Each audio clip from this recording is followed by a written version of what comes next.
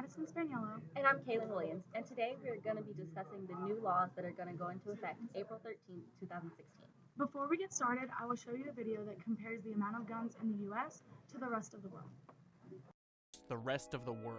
Okay, first up, let's talk about the total number of guns. So for this, every bullet represents one gun per 100 people. So Japan has 0.6 guns, so we'll just fill this bullet up to represent that. The UK has 6.2 guns for every 100 people. Next up, Australia has more than double that with 15 guns. Germany doubles that and has 30.3 guns. Switzerland's got 45.7 guns per 100 people. Then the US, 88.9 guns for every 100 people. So looking at that in another way, if this pile here is the total population of the world, then the US would be about 5% of that.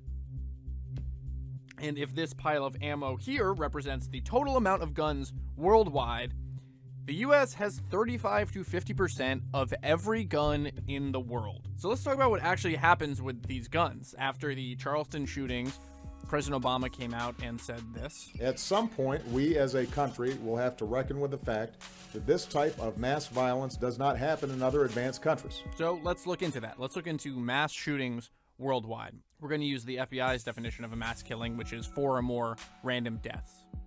Since 1997, Japan has had 0 mass shootings. Same with Australia, they've had none. The UK has had 1 event. Germany has had 3. Same with Switzerland, they've had 3 events as well. The United States has had 3 in 2014 alone. Since 1997, the United States has had 51 mass killings. The next stat that we're going to look at is the total firearm homicides in these countries. We're going to use the statistic 1 out of every 10 million.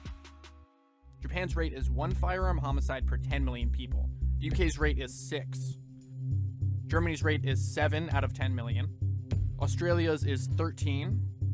Switzerland has a rate of 26.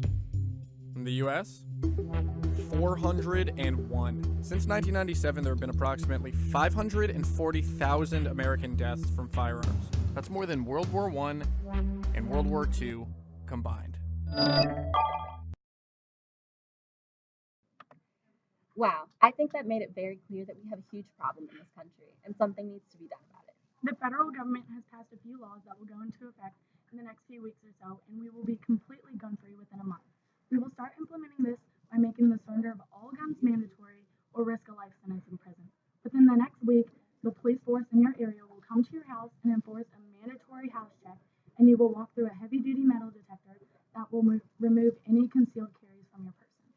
All collected guns will be melted down and made into the world's largest peace sign monument. It will be placed in Washington, D.C. as a show of our newfound amity. The second law that will be put into effect is that all law enforcement officers will be armed with Nerf guns. The third law that will be enforced in April is that all citizens 13 and older will be required to complete an anger management course within the next 6 months of the law being enacted. I don't want to hear about losing our Second Amendment right to bear arms, because with every homicide, people are losing their right to life. Some argue that it is American citizens' constitutional right to be able to carry a gun, but the Constitution is a fluid document that can be amended, as we have shown through history. In fact, the right to bear arms is an amendment itself. We have already heard complaints about police not being able to protect themselves, and we want to point out the fact that police can still do their jobs with non-lethal protections like pepper spray and tasers. Also, police brutality has been on the rise, so the elimination of guns will reduce the amount of police violence. Some politicians have suggested a gun safety course is better instead of an anger management course. With the backing of our Democratic Party, we disagree with this proposal because simple safety courses may teach a person how to be safe with a gun. But if a person has emotional or anger issues, they can act irrationally despite having the course. The only purpose of a gun is to kill something, whether a person or animal. With the support of President Obama, these laws will help save lives, lower police brutality, and provide an overall increase in our nation's mental health.